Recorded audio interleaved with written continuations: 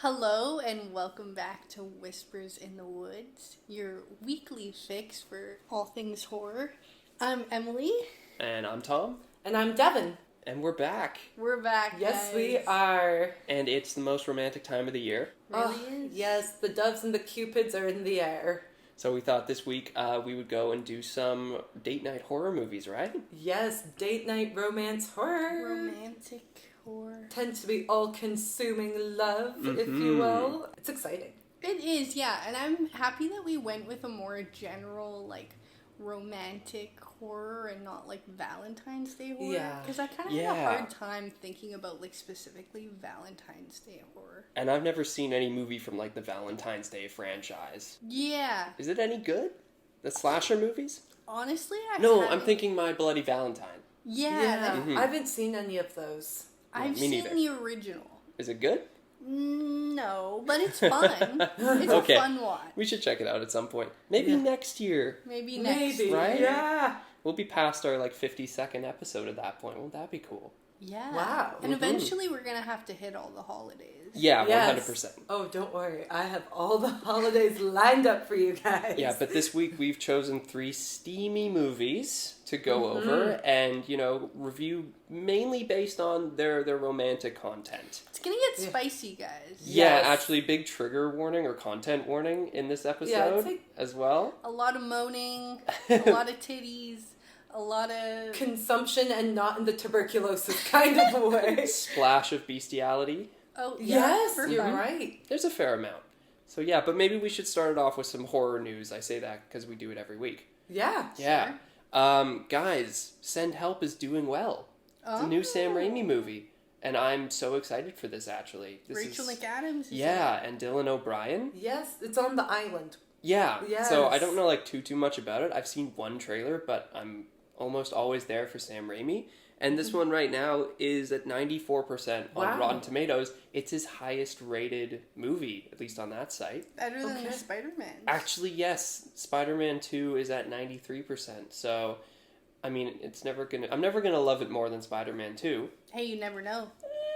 But, I'm excited. I want to go see it. Yeah, I want to see that too. Yeah. Did you guys have any other horror news? Yeah, I recently saw Return to Silent Hill. Yeah, unfortunately, not worth doing an episode on. The one good thing I will say about it is it's the most video game-esque horror movie I've ever seen. They did that very well. It very much felt like you were in a video game that you weren't, controlling, pretty much. I don't know anything about Silent Hill. Is it a first-person game or third-person? Third person. Okay, cool. So did they, match the camera angles that you'd usually find in games? I believe so, yeah. It felt very, the acting... Okay, well, the acting in it, that is not a plus of the movie. But it felt very, video game cutaway scene acting. It was very, very, campy. And, that's fine. That was fine with me. I can get past that. But a lot of the movie was, 2 characters talking about backstory in this very, cheesy video game acting way. Okay. So it really took me out of it. And they didn't show the monsters very much. That's rough. Did the beard take you out of it? The beard took me out of that I need to see this beard. Oh, okay, I'll find you this beard. It's kind of making the rounds right now. Oh my goodness. Yeah, so there's a scene in the past of the main character guy talking to his girlfriend. Sorry, I looked up the beard and it made me laugh. This is it. Yeah, and he's a beard. Are we for real right now? Yeah. We're so for real. Oh my goodness. It's incredible, right? You can actually see the seam line. You can see the glue. It's amazing. Yeah. Oh so, no. Listener, look this up. You'll get a laugh. Wow. I guess we should launch into the movies then. We should start, I feel, with mine because your two are related. Yeah. Yeah, that works for me. All right, Dev, you want to introduce your film, your steamy romance horror? Yes, my steamy one. It's nice. It's newer. By a couple years, it has a pretty fresh opinion about certain dating apps, if you will. And my pick is Fresh. Mm-hmm. Yes, Fresh, the 2022 movie. I love this film. It is directed by Mimi Cave, and did you know it was her directorial debut? That's I did. incredible. Yeah. That's pretty crazy. Right? That was her first feature film, and I'm just completely blown away. So it stars Daisy Edgar-Jones and Sebastian Stan as the main characters. And a little spoiler-free overview of the film. There's this young woman who's in her 20s. She's working. She's tired of online dating. She just keeps going on shitty dates with dudes who are not respectful towards women.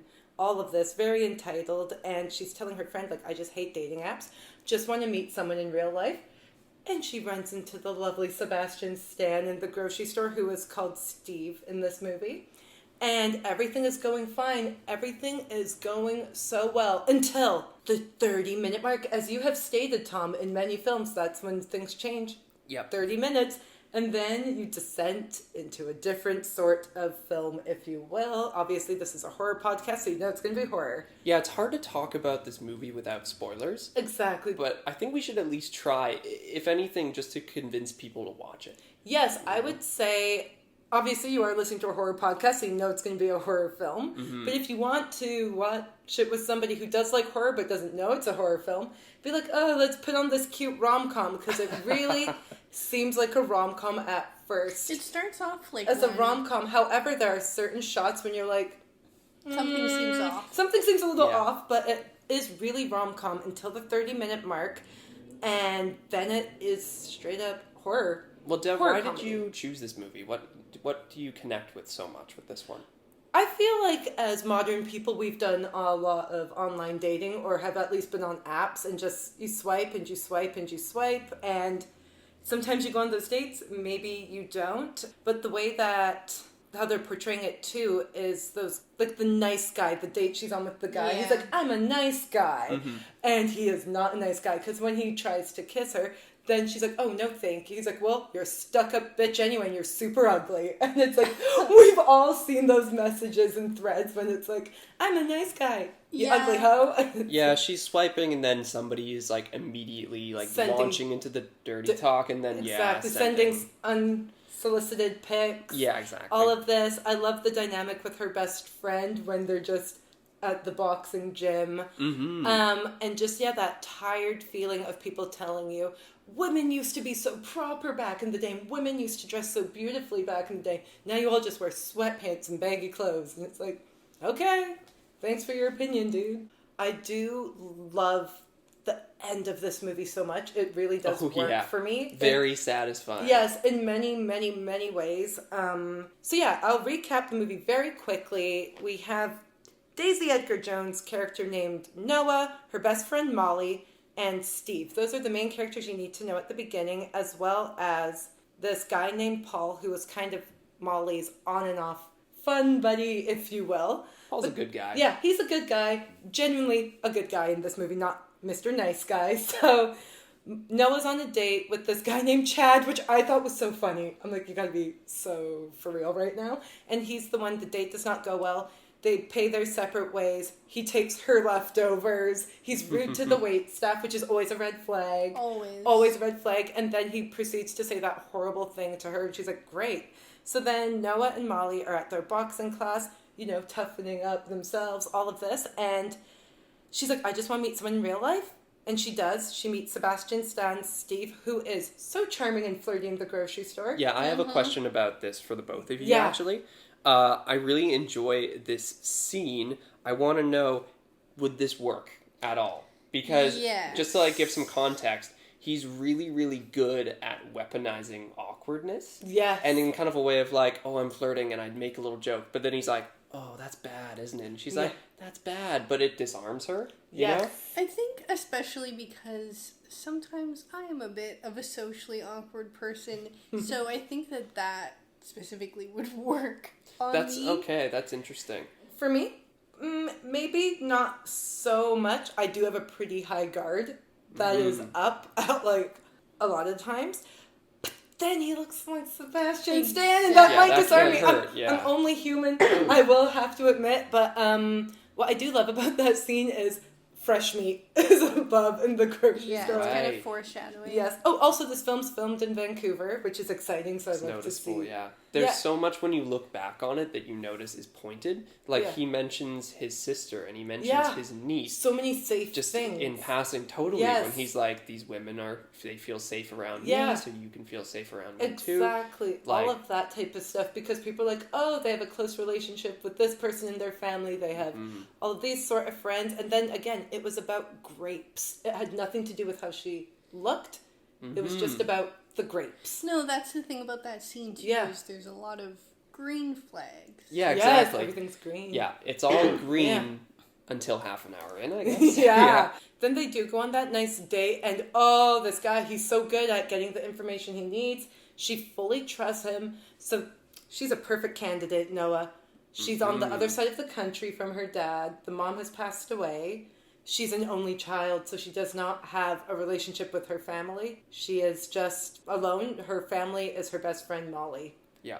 And that is perfect for him. Something that I love about this first date is that it's all paralleled later on in the movie. Yes. Like, for one thing, they have a little dance with each other. Yes, they do. Which in this first date is initiated by Steve. He's like, let's go do a dance together. Yeah. And it's a little awkward, but it's like flirty, And they're fun. dancing to Blood Orange, by the way, Devontae Haynes. Okay, yeah, there's a lot to say about the music in this too. But then also one thing to notice is that he goes down on her first date, and Green flag. he just goes ahead and does this, and that will come back later in a parallel, in a reversal. Yes. And then he invites her for a weekend getaway, and Molly says my favorite line ever, "You're all dickmatized." I love that line. There's also a great song from Climax called Dickmatized. I was gonna mention. Been dickmatized. All right. Yes. Yeah. So she does end up going on this trip. She sends the details kind of to Molly. They're going up to Cottage Grove. Yeah, Cottage Grove, which I'm like, and they have to stop off at his place first, and there's no Wi-Fi there naturally. Why would there be no cell phone reception? But it's a beautiful mid-century place. You would feel very happy to be here. And then he makes her a drink and gets her to start tasting the flavors. And as she's tasting it, things are getting blurry. It's harder. And then he says, "Walk to me." Anytime you see a drink in a horror movie, It's bad. it's 99% of the time It's bad. a Chekhov's gun. Exactly. And then as she's walking towards him, she collapses, and it's so bleak. And then the credits start to roll. Yeah, I really like a late credit sequence. I think that's pretty cool when it's like, this is when the movie starts. Exactly. We're getting set up. Yeah, me now too. for It's the like movie. a fun surprise. Yes, and then she wakes up, chained, horrified, but confused, which would happen if you were to be roofied. He just starts... There's two other women there. One woman who's pretty much all consumed. One who we meet later on who's missing her leg. Quick question, Deb. What is Steve doing? He's packaging meat, slicing and dicing bodies, selling off the body parts of the women to the rich. The 1% of the 1%. The 1% of the 1%. Unfortunately, Steve's a cannibal. Yep. He is a cannibal. And what is, like, so desirable, delectable about human meat? Like, it just tastes better? It tastes better, they say. The word he says is exquisite. Exquisite, yes. And the first time he tried it, I think he was 18, he said. Which I'm like, how do you get there? So in this movie's universe, there's, like, a whole society that likes to... Yeah, he says there's a small community. You Yeah. know? Right. They can afford it, and it's like the one thing that nobody else can get. And then so for these like incredibly rich people Who are so bored. Bored, right? Yeah. But they want to own everything. The one thing that they can't own is, somebody else, I guess. So they want to take them into themselves. And he talks a lot about ownership, actually. Yeah. Like Steve does. That it's like, absorbing another person. Yes, again, the all-consuming love. And then she starts to kind of play along. Yeah, she's so smart. Yes. And Noah, oh my god, what a strong character. The way that she's able to put down what she's actually feeling about this guy and manipulate him to get his guard down. Yeah. Because does she end up eating the meat? Yes, she does. Yeah. In order to survive. She has to. He keeps inviting her to dinner with him. I'd eat the meat. And she does. Yes, to survive. She does. Yeah, she has to throw it up later. To survive. Because, when she misbehaves, I have giant quotations here, by the way. Yeah. Giant quotations. Tries to escape. Yes, that's exactly it. He takes part of her ass. Yeah. I don't know how much of it, but part of it. Quick morbid question here. Maybe I won't ask the vegan. But Yeah. if there was an ethical way that you could try human meat, would you? No. And why not? It's not for me. Honestly, it's just a gut no. You know. Just the fact that Just it won't do is a it. human being, it's the same species as you. Just wouldn't do it. You know? I'm guessing you would?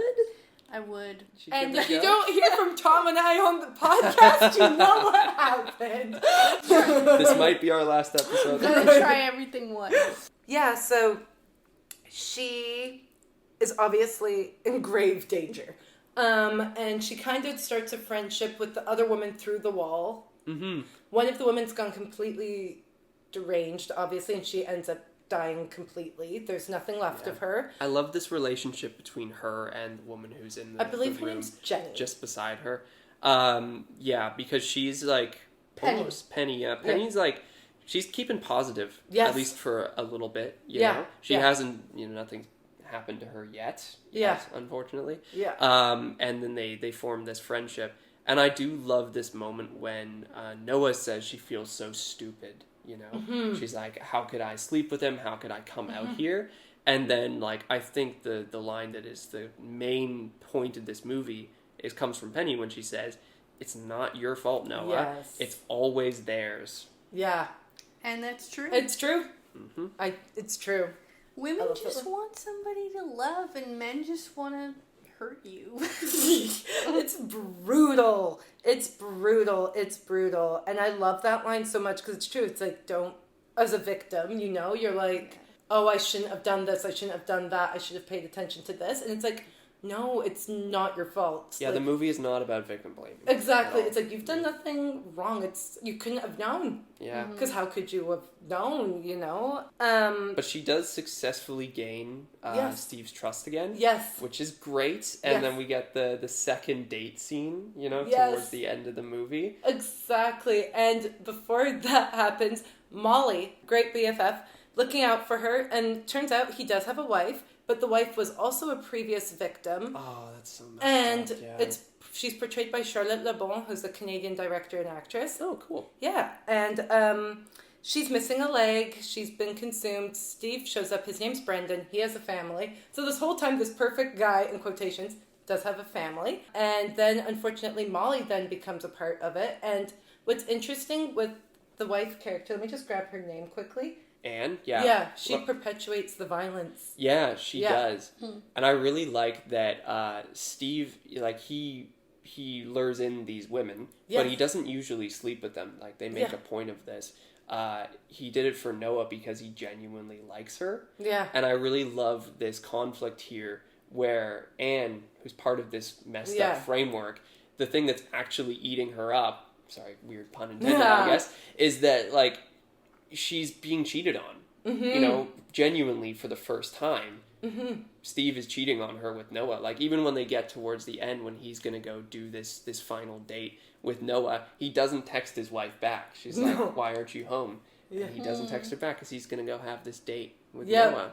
And she's wearing an ugly pink dress. Oh, yeah, he thinks that she would like that dress. That's so real, though. Like, men trying to dress women. Like, It's like, look at this beautiful dress, and it just mirrors exactly what you said. Chad's comment at the beginning. Yeah. Women, and it's like this old woman dress. It does not fit her. It has a giant pink bow. but it's pink. It's pink and pretty. Yeah. And they're eating Molly. They're eating Molly's breast Oh, meat. yeah. It's disgusting. And that's also when she's like, okay, this is the night I'm activating. Like, this is somehow my friend. Because he's like, you might notice it tastes a little familiar. She saw her phone and she's like, oh, hell no. So when she's going to go down on our Brendan, it turns out, not Steve. His name's actually Brendan. Yeah, she's, like, actually gotten his trust at this point. One thing that I love about She's uncuffed. Yeah, he's uncuffed her, and they have another dance sequence. Yeah.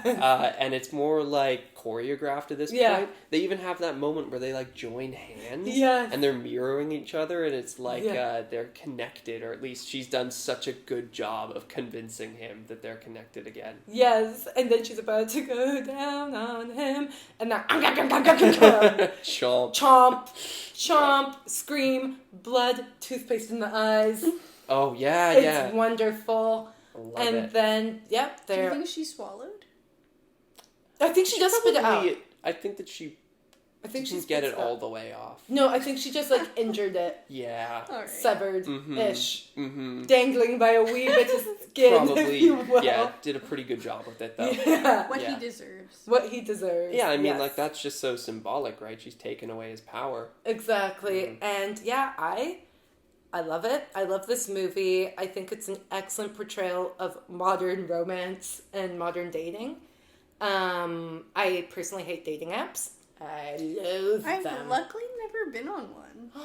I know. You're so lucky. I've just heard of my friends' horror stories. Yes, I love them. I have had some interesting dates in the past, some weird things said, and I'm like, woohoo, It I'm seems out like of here. you'd have fun stories after, though. Sometimes. You know what? Actually, that's really interesting because Noah says that earlier in the movie. She says, remember in the car, she's talking to Molly, and she's like, oh, maybe I'll have a fun story out of it. Yeah. It's a fun story, alright. Mm-hmm. Yep. Yeah, Yeah. but with Steve, she does not get a very fun story. No, and she met him in real life. Really. Mm-hmm. I guess the moral of the story is use dating apps. No, I'm joking. That is not the Or takeaway. don't use dating And don't apps. use dating apps. What I really like about this movie is when Paul comes at the end to help because now Molly's missing. All of this. He's like, this is weird. Goes to where she was. She gave the location. Mm-hmm. He hears the screaming and gunshots and he goes, nope, this is not for me. You know how this movie ends.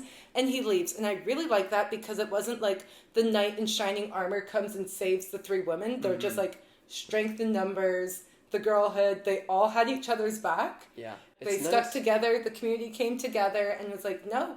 And they won. And then Chad texts her, being like, you up. It ends with the you up text. That is my favorite thing about this movie. Oh, I didn't even notice that it was Chad texting It's from her, Chad. He's like, So you real. up, after being like, you ugly bitch. He's like, yeah, but I think it's a great romance date night. I watched this years ago when it came out while eating beets. Oh, fun. It was great. I love beats. I love beets, so please go watch Fresh. Alright, should we move on to the next one? Let's move it. Emily, did you want to talk about yours? Yeah, sure. So my pick for romantic horror, I took romantic very literally, and I chose a very visually romantic movie, Bram Stoker's Dracula, from 1992. And it is directed by Francis Ford Coppola. Megalopolis' own. Yeah. Yeah. It has a pretty crazy cast as well. It stars Gary Oldman as Dracula, Winona Ryder as Mina, Keanu Reeves as Jonathan. As a British man, As a unfortunately. British man. Transylvania. Talk about his accent. That bastard.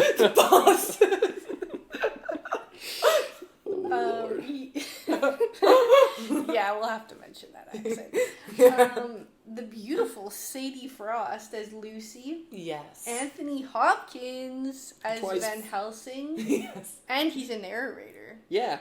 Oh, yeah. And then I had to mention that Carrie Elwes is in it because he's very beautiful in this movie. I love Carrie Elwes. He's great. So the movie opens with a scene set in 1462. And it's a beautiful long-haired man, and he's kissing his lover passionately before going into battle. And while he's in battle, his lover gets false news that he's died. So she throws herself from a tower or a bridge of sorts and into an icy cold river and dies. And it very much reminded me of, like, Romeo and Juliet. Oh, Oh, absolutely. totally. Yes. Yes. Yeah, and I found the opening scene romantic. I know it's, like, pretty sad as well, but Oh yeah, it's romantic. That is from the romantic start. nonetheless, you know. It is romantic. A lover so in love that they would kill themselves because they think that their husband is dead. Like, Yeah. You know. And then Dracula comes back and finds that his wife is dead, and he is so heartbroken that he calls out to the devil for eternal life in hopes that he will one day be reunited with his wife. Oh, so romantic. So I guess he believes in, like, reincarnation because he's hoping that he's gonna find her again one day. Yeah. Well, he's right. Yeah, he is, yeah. And then we kind of fast forward to 1879, which is like, I'm bad at math. 400 something years. And we meet Jonathan Reeves Jonathan Harker. with a very convincing British accent. No, it's not. No. It's very entertaining. It is, I yeah. was on my way to Transylvania. I love that line. Yeah, so he is going to be leaving his soon-to-be wife, Mina, who is played by Winona Ryder, and looks exactly like Dracula's wife from way back when.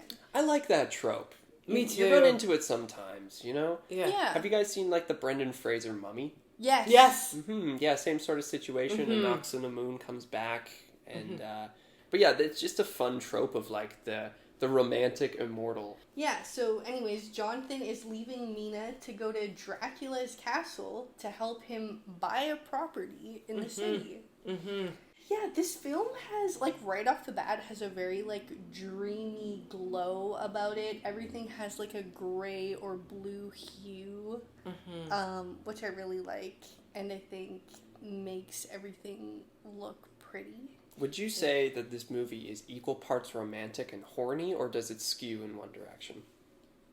No, I would say pretty equal. Oh, equal okay. Parts. Okay. Yeah, especially once it really starts to get into the meat of the movie. And we meet Lucy. Yeah, true. Yeah. Then it dips a little bit more into horny. But I guess that they have that core romantic relationship between Dracula and Mina to keep it, you know, balanced. And Yes. the candle-lit dancing scene. Well, the so room there's of so candles. many different candlelit scenes. This is true. What's more romantic than that? Nothing's more romantic than candles and drapery. At the beginning of the film, when Jonathan first meets Dracula in his castle, Dracula somehow gets a hold of, like, a little picture that Jonathan had in his pocket of Mina. Maybe his shadow snatches it. I Yeah, think his it's the shadow. Yeah, some sort of Dracula magic. And yeah, Dracula sees the photo and he's like, this is my wife? What are you doing with her? Yeah. And he starts to talk about how Jonathan is so lucky that he has this woman and how he had a wife once. And just, like, mentioning his wife, Dracula starts crying and is, like, so, like, visually upset. And I think that there's something so sweet and romantic about that. It doesn't matter how much time has passed. So much longing. Yeah, he's still still loves burning her. for her. Yeah, and then Mina's friend Lucy is introduced. Yeah. And oh my god. You goodness. The She's first- very 19. I watched this movie at like 10 or 11, and seeing this character, Lucy, this was like my bi awakening. Yeah. I was like, oh my god, this is the most gorgeous woman I've ever seen. I felt like so attracted to her right off the bat. And I think that's what her character is all about. I can relate. Yeah. I can, because I saw the film around the same age too, and I was like, That is one goddamn Yeah, sexy I was woman. And she's very Interesting. free-spirited. Like, she's Yeah. openly To sexual say the least. Yeah. as well. She's got 3 dudes fawning after her. Yeah. I was gonna say, there's literally a scene where 3 different men at once are like literally Yeah. one of them falls. Yeah. Like they're just fawning over her and she is just loving it. I was so confused when I watched it too, and I was little. I'm like, I don't understand what's happening. Why are they tripping? But now I understand. She's always trying to like kiss and touch people. Yeah. And yeah, the way she talks, the way she emotes, like everything is so flirty. I guess she's able to get away with it because she's very wealthy. And very beautiful. Yeah. Yeah, and then she's got this friendship with Mina, Winona Ryder's character. But also, maybe that's a little more than a friendship. That's what remember, too. You guys remember the hedge scene, right? Can't forget it. Oh, Yeah. we'll talk about that. We'll get to that. Yeah, so then fast forward to the next scene where Dracula first comes to Mina as a voice that she can't get out of her head. Like, he just starts, like, his voice starts appearing in her head saying random things. And she just can't shake it, and she doesn't really understand it, but she seems pretty infatuated, kind of like a crush.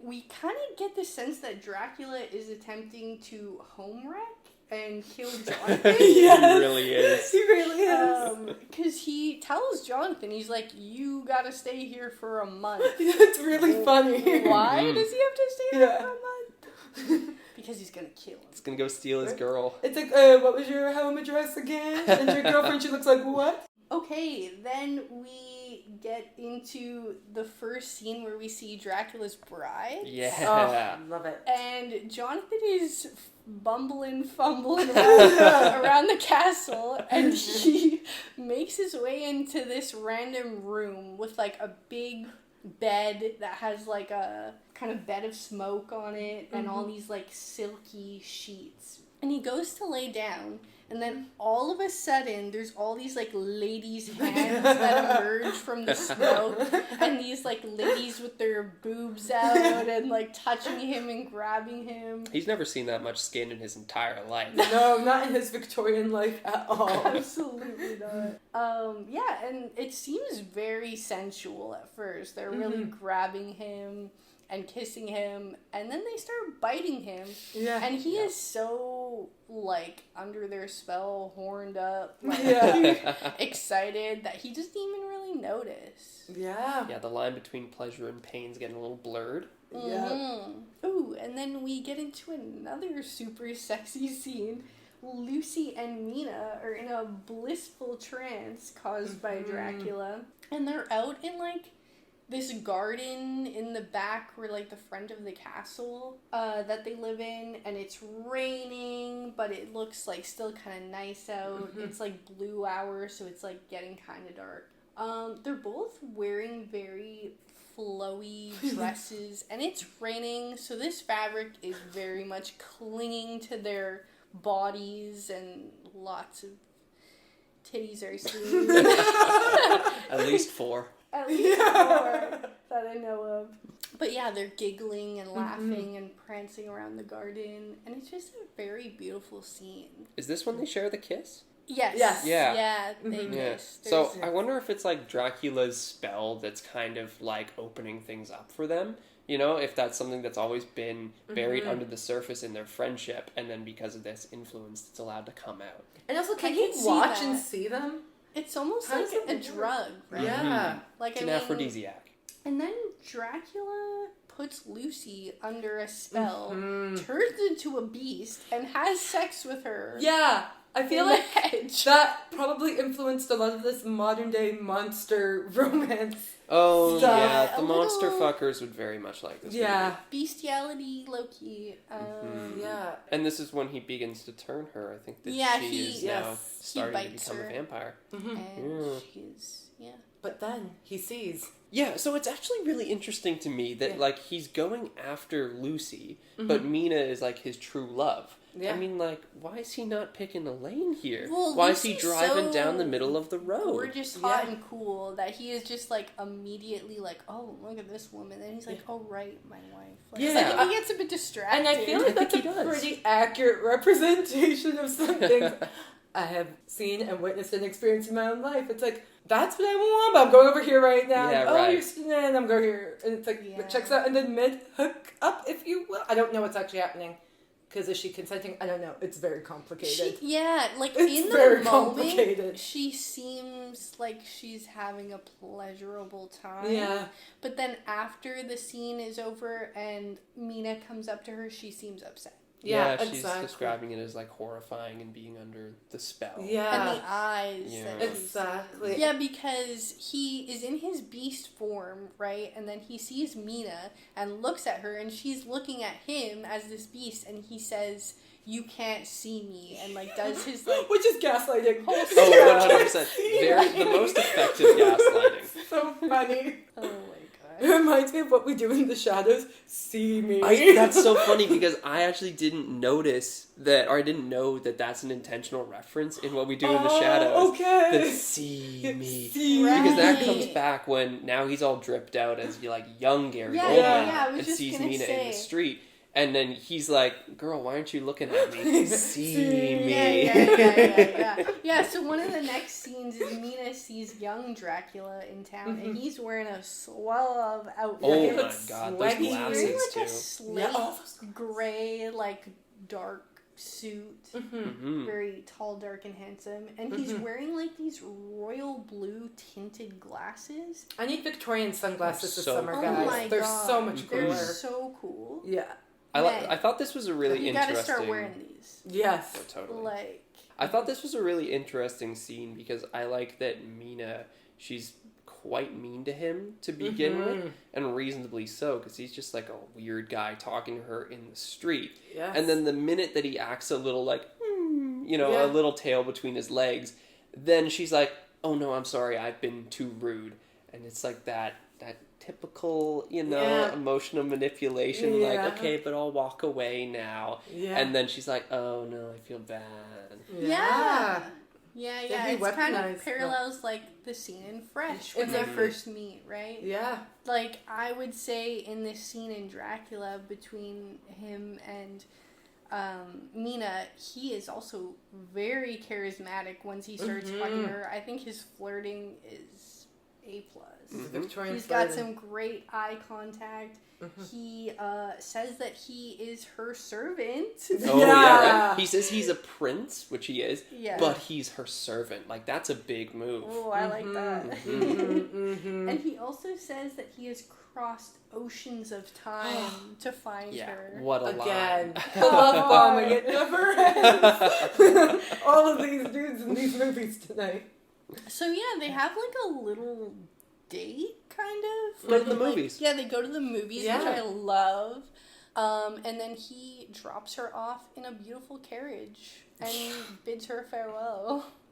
It's true milady energy. It really is. She's quite the gentleman. She's pretty infatuated with him, too, at this point. Like, she's feeling it. And a lot of the times throughout the movie, it's like, is she under his spell, or is she really starting to like him? I think it's a little column A, little column B. What do you think, Dev? Well, it's, I think, exactly column A and column B because, what's his name again? Jonathan is a classic Victorian gentleman, and he's of a certain status, so he's acting a certain way. Whereas this guy is just past Bohemia. He's a different time. He has centuries of experience. He knows who he is. He has a different accent. He has a different accent. His confidence, the way that he speaks, he's only pining after her and the longing. And so I think there's a part of her, it's like, I have never had this sort of attention in this way. She's seen Lucy get all of this sort of attention in different ways. Yeah. And now it's like, oh, there's this man who's like courting me and is looking me straight in the eyes at all time. Isn't like frantic, all of this. It's just like, hello. Seems very sure of himself. Yes. It shakes her to her being. She's mentioning in a voiceover at one point that she's not even sure if she's good or bad anymore because she's having these feelings. She thinks she might be a bad person who's only pretended to be good her entire life. Yes. Yeah. Which I'm like, thank goodness they didn't have Tumblr in the Victorian era, because holy moly. They just had their journals. Yeah. But she then goes and gets married to Jonathan. Yeah. Right? It's like at the end, it's like the commitment that she's made, I guess, right? And she kind of sees being with Jonathan as like taking the good path.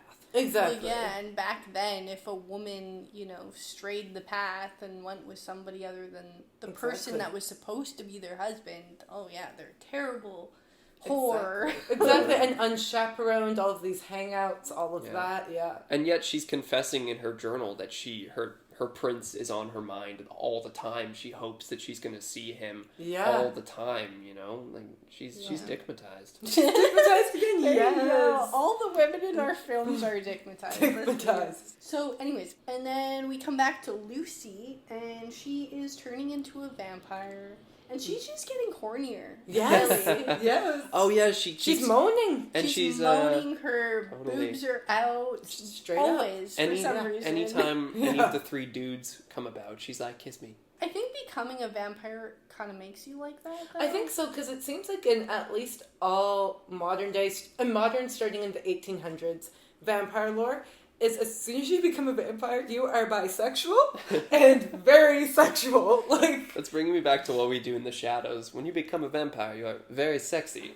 See? Yes, it's true. But yeah, it's like all of a sudden everything's just dialed up to 11. Well, they have to be, like, I guess, sexually alluring and attractive so that they can lure people in to drink their blood. The prey. Yeah, and by this point in the film, I was like, I think that the theme of this film is just lust.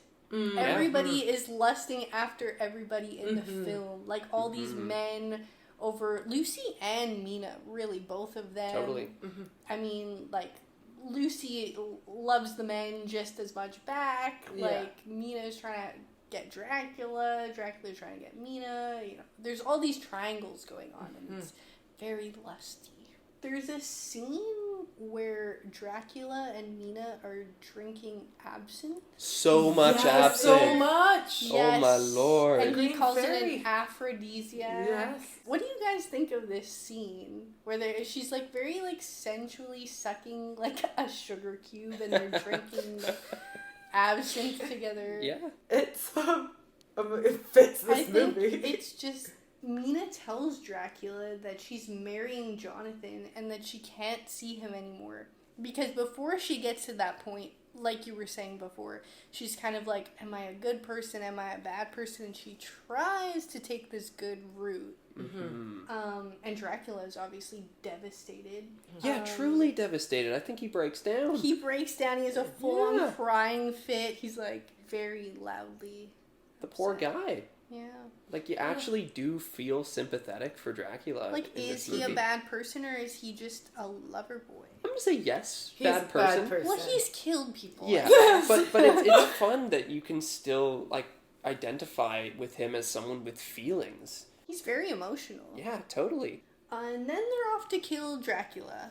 And they go to his crypt, Van Helsing and all the other men, Jonathan and all of Lucy's gaggle of guys. toys. Yeah. And Boys trip.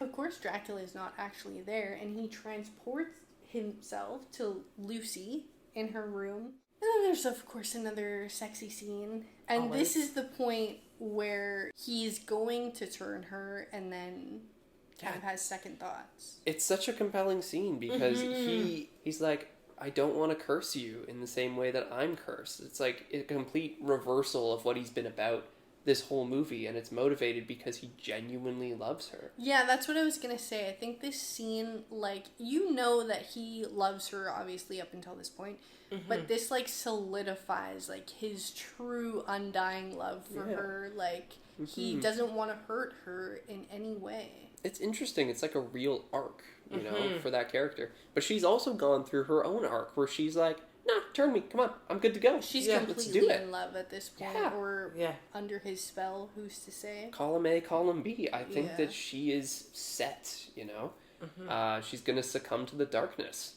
So, and then Dracula somehow gets away. He's on a ship in a coffin, being transported back to Transylvania. He wants to regain his power, I guess. Yeah, and then again, Van Helsing and his gang are like, all right, we're off to Transylvania, we gotta go get him, we gotta go. Yeah. Also, because Mina's turning at this point. At one point, like, on their journey to Transylvania, Mina's getting pretty lusty since she's a vampire, and she tries to, like, seduce Van Helsing. She gives him a big old smooch, and Van Helsing's kind of falling for it. As an old man would. That's when they're out in the woods, right? Yeah, around a fire. And then she pulls out her fangs, and he's like, "Oh fuck, what am I doing?" Yeah, he's able to ward her off with a communion wafer, which burns her forehead.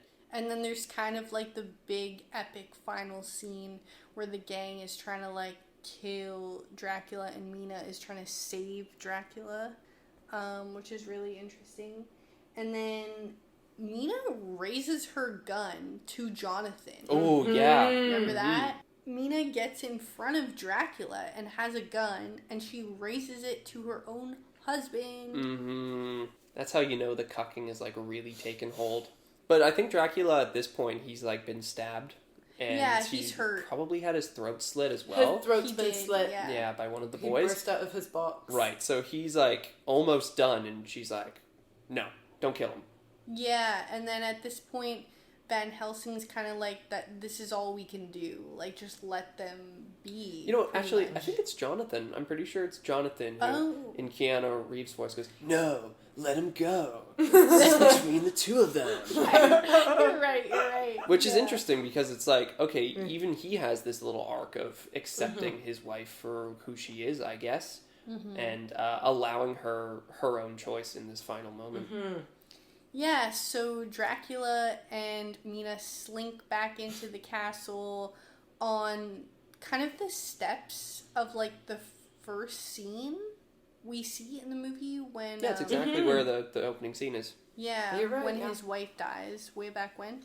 Yeah. And then he is now dying on the steps, and Mina's obviously very upset. And she kind of, like, officially, like, tells him how much she loves him. And this is what Dracula's been waiting for, like, 400 years. To hear his wife say that she loves him again. And he's ready to die at this point. Yeah, that's true. I think that he asks her to end it for him. So she stabs him in the heart. Right into the stone below. Yeah. So I'm like, damn, Mina, what's your workout routine? She's like, that's a good, strong stab. It was a good one. You know, it doesn't really specifically say, but it's kind of like, okay, Dracula and his lover are now reunited, I think. Mm-hmm. It's sweet. And you hear the beautiful, that's the score, the everybody. Yeah, it actually is a really sweet romance. Like, I agree with this pick as, like, a romantic horror movie. You know? It's super romantic. And this one specifically, just the way that it was shot, like the score, the acting, like everybody in it is the fabrics. Yeah, the fabrics. Everything is so beautiful about it. And Tom. Yeah, okay, moving on then. We're going to do my movie now. My movie, which is kind of the same as your movie. Kind of the same. Yeah. We're talking about 2024's Nosferatu, directed by Robert Eggers. Woohoo! Oh, one of my favorite directors. Yes. I love this man, and anything Love that he Love the does Eggman. is incredible. Yeah, I do call him the Eggman too sometimes. And he has always wanted to, ever since he was in film school, he's wanted to do a remake of 1922's Nosferatu. Yes. The bootleg version of Dracula. So the filmmakers back in the day did not get the rights to the novel, but decided to film the very first adaptation of the book. But Bram Stoker's widow didn't like it.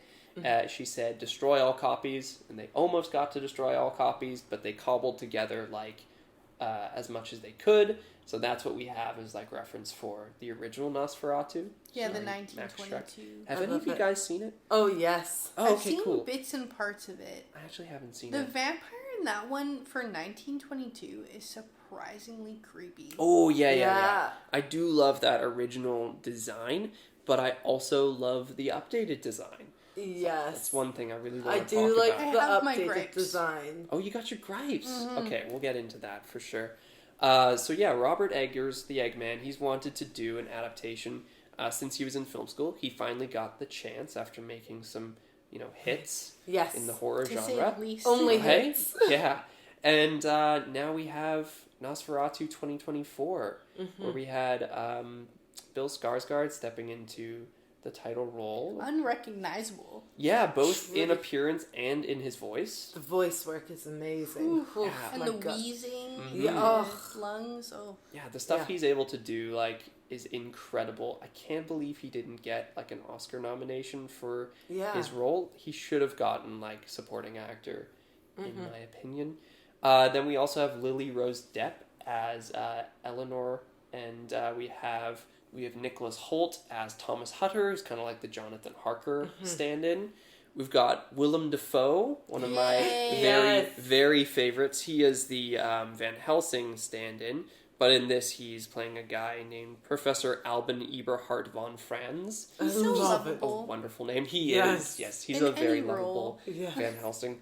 We've got Aaron Taylor Johnson as Friedrich Harding. I would say he's playing like the Cary Elwes role. Yes. The Lord Arthur Holmwood. Yes, totally. Yeah, in this. And then you also have Emma Corrin, who's playing his wife, Anna Harding.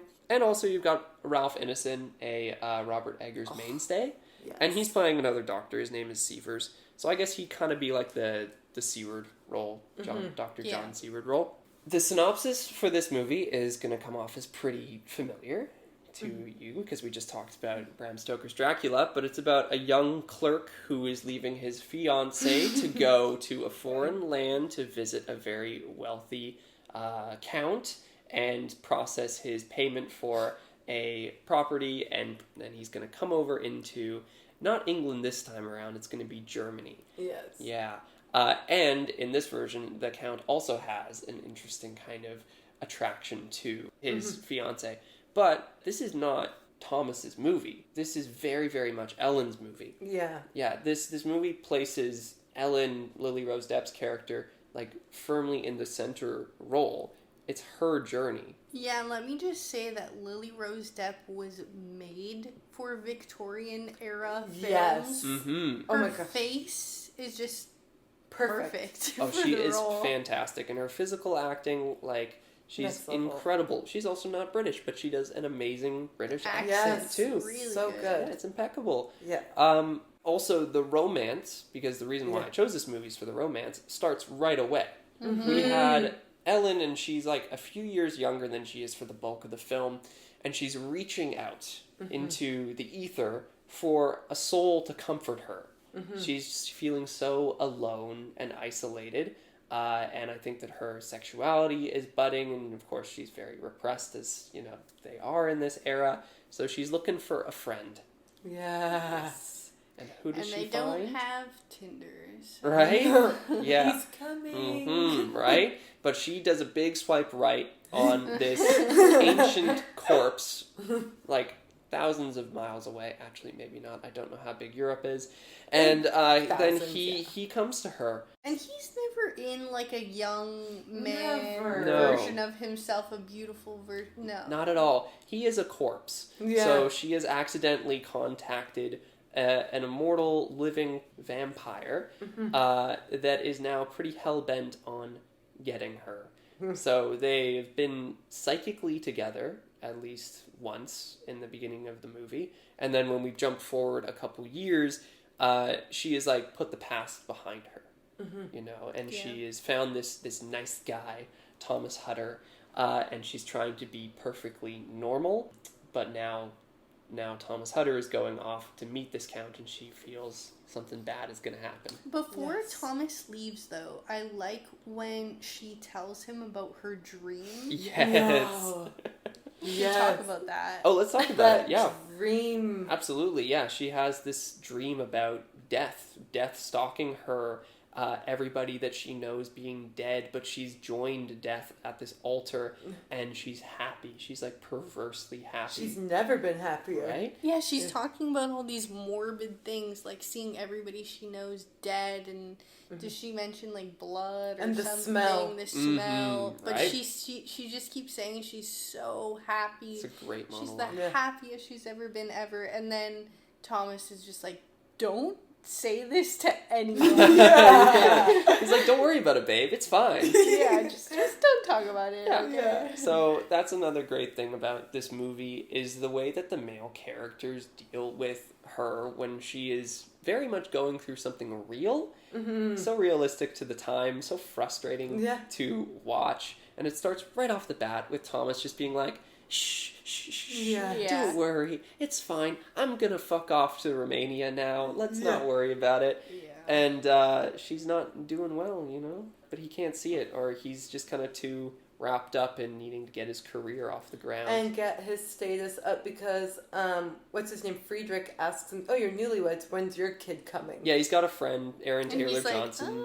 In Friedrich. Yeah. And so his friend is very rich, and he's got, like, the perfect family. Yeah. Like, he is the template, basically. He's got his wife, played by Emma Corrin, and he's got 2 children, and he's incredibly rich and well-off. So there's a lot of, like, jealousy you can kind of infer on Thomas's part.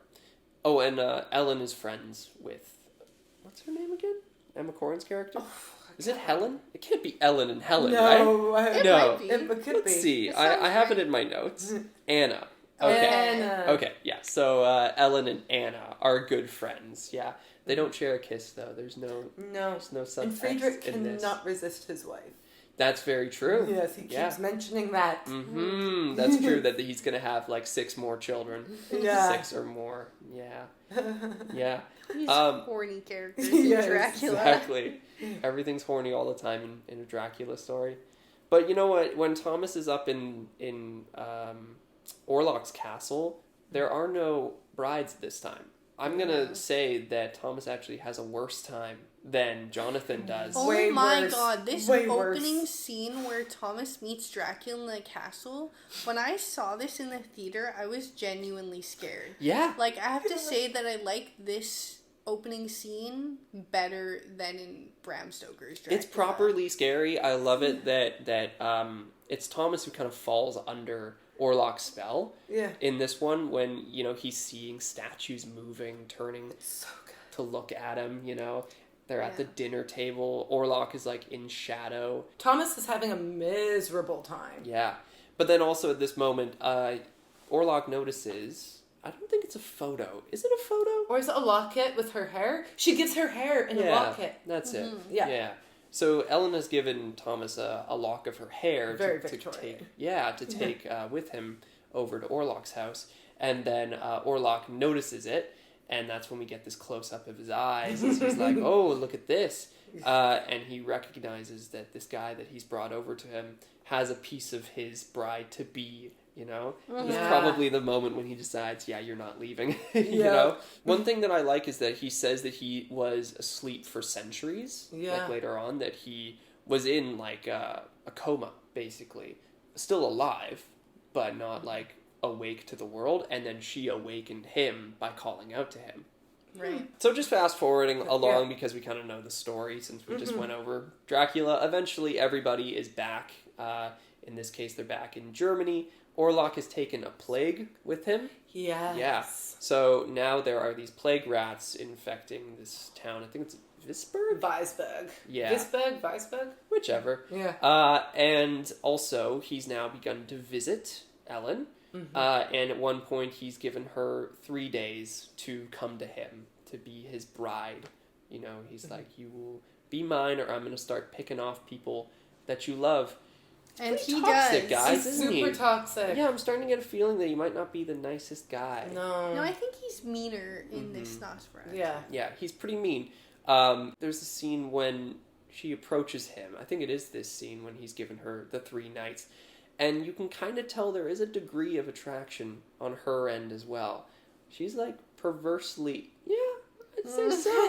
Think about the ending as well. Yeah, no, I know. There's a little something there. They go to town. I know. Actually, side tangent. People are attracted to this guy. I have a don't friend get who it. is. Her name will remain anonymous. Probably a good Wait, idea. are you talking about Nosferatu or Bill Skarsgård? We're talking We're about talking about Orlok. Nosferatu's The Hear Me Out. Yeah. Oh, no. Shout out to you, G. You know who you are. Because I think Bill Skarsgård is pretty hot in real life. Can't deny, but like maybe it's the mustache. Oh, okay, this is the worst part for me. I like the look of Count Orlok for the most part in this, but the mustache took me out.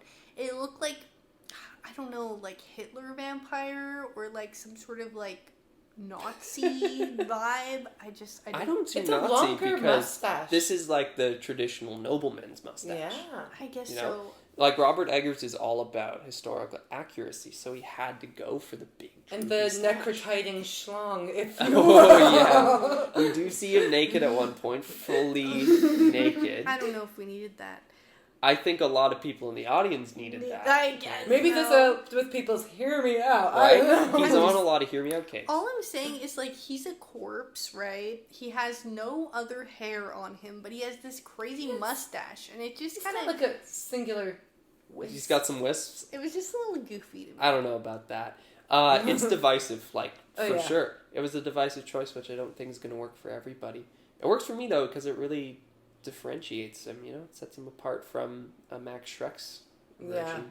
I Yeah. guess it makes him a bit distinguished. Mm-hmm. Distinguished gentleman of sorts. But just going back to the scene I was Yeah. mentioning, when she is saying, I hate you, I loathe you, you know?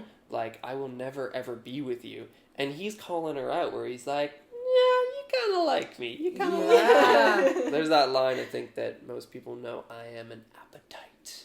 He Yeah. says to her in that deep voice and in that accent. Yeah. What do you guys make of, like, this relationship between the two? Do you think that she is in any way attracted to him, and what's going on here? Well, I mean, it's a vampire story, so yeah. I think so. Like, even though, I mean, like, to us, visually, well, maybe to some people, but not to me, not very, like, visually attractive, but he is a vampire still, right? So he has that power to be able to be, like, I guess, mentally attractive. Yeah, could be putting her under the spell, for Yeah, sure. the psychic attraction again. Yeah. The moaning is happening in this The movie. moaning So is real. the vampires do have that type of lustfulness that they, I guess, infuse Yeah. into you. Because Absolutely. she does have, I won't take it away from you, but that whole moment when she is talking to Thomas and she Yes. is I wanna going talk about that through moment. every feeling. Yeah, because there's Yeah. this argument between the couple at one point, between Thomas and Ellen, when she is talking about what he does for her, Yeah. and she's kind of begging Thomas to step up. Yeah. You know, take things to another level with her sexually, which he Yeah. has never done. Yes. She's even goading him. Remember this bit? She's like, "You could never satisfy me in the way that he does." Yes, and Yeah. she's like Yeah. crawling and grabbing him and looking Yeah. up, and her tongue and her And eyes. imagine being Thomas hearing this. Yeah. Mm-hmm. It works though, It does. because So he's like invigorated by it. He's like, "I'll show you." Yeah. You think he's a bit of a cuck? Oh, he's 100% Yeah. a cuck. I think he's even more of a cuck than Jonathan. You know what? Actually, it's apples and oranges. No, Yeah, well I maybe, think but they're both Jonathan was pretty- also lying in a bed with women for 3 days. That's so. true. Mm-hmm. He's kind of more like, we They have an both open transgress. relationship, right, babe? Whereas this one, it's like, cuck. Or he's just straight Yeah. cuck. Okay, yeah, I'm there with were you. no women for Thomas. There was Oh, just no. rats. And wolves. Rats and Rats and necrotiting wolves. schlong. Yeah, exactly. Yeah, so I just thought that was a very interesting moment in the bedroom when, she is But then she snaps expressing. out of it. Doesn't she cry? She starts crying after because Yeah. she snaps out and she's like, "Oh my gosh, I'm so scared." And he's like, "Ah, True, what do yeah, I yeah, do yeah. now?" Ellen comes to realize that the only way that this will all wrap up is if she actually submits to Orlok. Yeah. You know? Like, Von Franz has learned through this book of, like, black magic that if a woman is to stay with the Nosferatu for an entire night, the curse will be broken, the vampire will be destroyed. Mm-hmm. Yeah. And that's another thing that I love about this movie in the way that it makes it Ellen's story, is she makes that sacrifice. Yep. You know? She kills him. He died for that ass to reduce it. He really did, yeah. To reduce the film and story. In his own completely. way, he was dickmatized. He was. He was. Mm-hmm. He Yeah. was. He comes in, I love this final... Pussymatized. Yeah. I love this final moment, when he's going up the stairs and there's the recreation of the shadow hand, on the wall from the original movie. And she does it. She goes through with it, while the boys are off on their kind of boys trip like they do in Bram Stoker's And Dracula. Friedrich's with his wife, if you will. Yeah. Oh, yeah. Yeah, Friedrich does He a little can't resist her. necrophilia. A lot of necrophilia in this movie. Yeah. Yeah. Right, I guess. But what do you guys, what's your take on this final scene, like, thematically, that she It goes feels through kind with of sad because it's like I think she's felt so, like, mentally ill and in pain maybe for so long that she is just kind of over it. Mm-hmm. Yeah. And she's almost, like, killing herself, pretty much. Well, yeah, because she's allowing Orlok to drain her. Yeah. You know, Yeah. this is the sacrifice play, and she's not just saving Thomas, her, cuck husband. She's also saving the rest of the town, lifting the curse. Yeah, it's just sad that nobody was really there for her. Except for Von Franz, I guess. Yeah. Like, I love that moment. I'm sure you guys will remember it when Von Franz is saying, like, you know what has to be done, right? And she, drops a single tear, but she's full of resolve at that moment. I think that he, like, commends her on her bravery or something like that. Yeah. It's a very beautiful moment. It is. It's just so sad because she's so lonely her whole life. Nobody believes her. She's plagued with darkness. But yeah, it is a very sad And then ending. she has to be the one to take one for the team. It's like, not a hopeful ending. No. I wouldn't say. Like, it's great for the rest of Weisborg, but for our main character, it's a very, like, nihilistic. Mm-hmm. Like, Yeah. well... Yeah, so Orlok drains her and, gets her to the nearest point of death. And it's like he's almost ready to leave because he sees the sun coming up. And then she pulls him back in. Yeah. She grabs him and brings him back in to drink more from her, to take that last little bit of life as the sun comes up. And then when it does, I love Orlok's death. When the sun's hitting him and he just starts to bleed from his eyes and from his mouth. And the sun is, like, streaming in through the window. It's so beautiful. And then when they're both lying in bed and you just see his little corpse, like, body, basically bones. Yeah, and you see his skinny shanks. Like, I think he's kind of, like, deflated, become, like, vacuum sealed as the curse is lifted and he properly dies. Yeah, so it's really sad that Ellen, she gave up her life to end this curse with this guy who basically groomed her. Yeah. But it's a gothic romance. It is a gothic romance. But I've just realized what's so interesting about all of our stories, they obviously all had romance, but then all of them, because it is horror, had a grooming aspect to them. Mm-hmm. Yeah. Each and every single one of them did. Yeah. And it was always the man pursuing the woman. Yeah, where is there a movie where it's the other way around? That'll about do it for Nosferatu 2024 then. Yeah. Yeah. I think we should do the final segment of the show then. All right. We don't have a name for it yet, but I think it'd be fun just to talk about what we're, reading, watching, listening. I don't know. Doesn't necessarily have to be horror, but, No, Yeah. it's got to be horror. Okay, it's got to be horror. shoot. Sure. Okay. Who wants to start? Emily, you look ready. Recently, I have been reading a book called Home Before Dark by Riley Sager.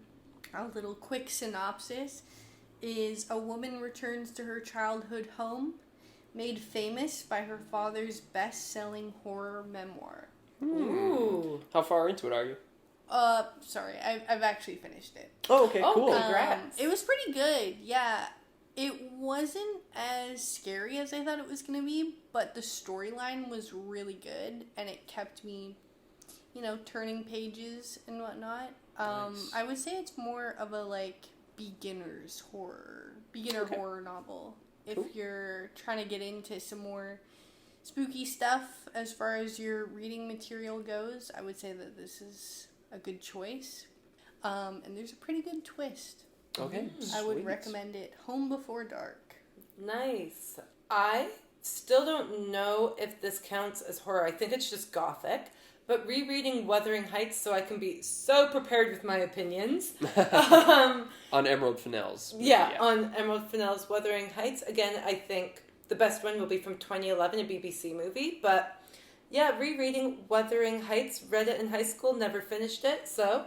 Briefly, what is it about? I have not. Wuthering Heights is a house, it's a place, and it's about this young woman, Kathy Earnshaw, and Heathcliff, and it's a gothic romance, so you know that's not going to end well at all. No. And it's basically a movie of longing, yearning. It's toxic, it is abusive, it's class, it's the 1800s, and it doesn't end well because it's a gothic romance. And maybe the other best version of it is Kate Bush's song Wuthering Heights. So listen to that. Ghosts, lots of ghosts. And you, Tom? Yeah, I'm reading Lovecraft right now. Nice. Yeah, my older brother very nicely got me this great collection of all of his short stories. So I'm reading through them, and I'm a decent chunk in right now. Nice. Mm-hmm. And then also, I'm going to go see Send Help, like, as soon as possible. I really want to watch this movie and support Sam Raimi. Yes. Yeah, so that's coming up. That's about it for me. Sweet. Yeah. I guess we should just wrap it up then. Yeah.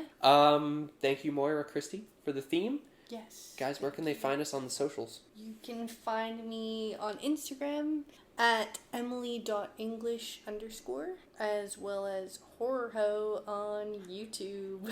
Really? I didn't know that. That's sick. And you can find me as Devin Ellis-Durity on Instagram, as well as Devin Ellis-Durity on YouTube, and Devin Ellis-Durity on Letterboxd. Sweet. I'm Thomas N. Jackson 2002 on Instagram. Thomas N. Jackson on Letterboxd. Also, you could follow Whispers in the Woods Pod on Instagram as well. If you wanted to send us an email, you can send it to whispersinthewoodscast@gmail.com for like episode suggestions, any comments, critiques, just want to say hi. Shoot us an email. Why not? Or just DM us. Or DM. Yeah, that works too. Like it. Yeah, we got a few ways to reach out to us then. Or courier, if you can figure out how. Courier pigeon, please. I've been Devin. I'm Emily. And I'm Tom. And this has been Whispers in the Woods. Hope to see you again next week. Thanks for listening. Thank you. Bye. Bye. Whispers in the Woods. I love horror movies.